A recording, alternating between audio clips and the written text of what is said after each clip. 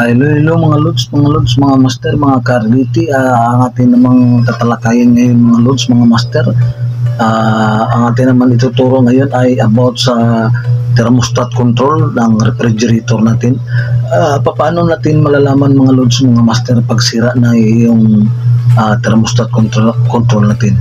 Una mga lods, ang epekto ng ating thermostat control pag ito ay sira na mga lods, sobrang kapal yung evaporator. Pag once yung refrigerator natin sobrang kapal na yung hilo sa evaporator natin, sobrang kapal na, nangangahulugan mga lods na sira na yung thermostat control natin. Yung sensor hindi na makadetect sa maximum na lamig ng ating evaporator, kaya nga hindi niya na shut off yung motor natin, yung compressor natin din na shut off dahil sira ang ating thermostat control. Pangalawa mga lods, mga master, ang thermostat control pag ito ay sira, hindi rin umaandar yung compressor ng ating refrigerator, kasi pag hindi yan siya umaandar, kasi pag tinitester mo yan mga lods, yung plug natin papunta doon sa relay, tatanggalin mo yung terminal doon sa relay, tatanggalin mo yun, at saka ititester mo doon sa may terminal ng pinaglagayan ng relay, papunta doon sa plug natin. Pag walang continuity, sigurado sira talaga yung thermostat. At paano naman natin lods malalaman pag sira talaga yung may sure natin kung sira talaga ang thermostat control natin?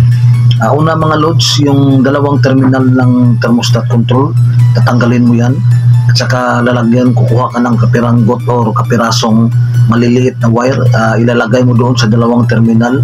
Pagkatapos mo mailalagay doon sa loob ng terminal, bali ang mangyari yung mga lods, i-jump mo yun para makukuha mo yung continuity, kung talagang, para malalaman natin kung ang thermostat control ang sira. Pag once na nailagay mo na yung wire mga lods, at saka pumapalo yung tester natin, pag tinetester natin yung plug, ibig sabihin talagang sira ang thermostat control natin. Paano mo ma-sure? Pag once na pumapalo na yung thermostat control, yung dalawang yung wire na yung plug natin, pag once pumapalo na yun, na dinajump natin sa wire, pwede natin susubukan i-plug sa power o sa supply. Pag once umandar yung compressor natin, diyan natin malalaman na talagang sira ang thermostat control.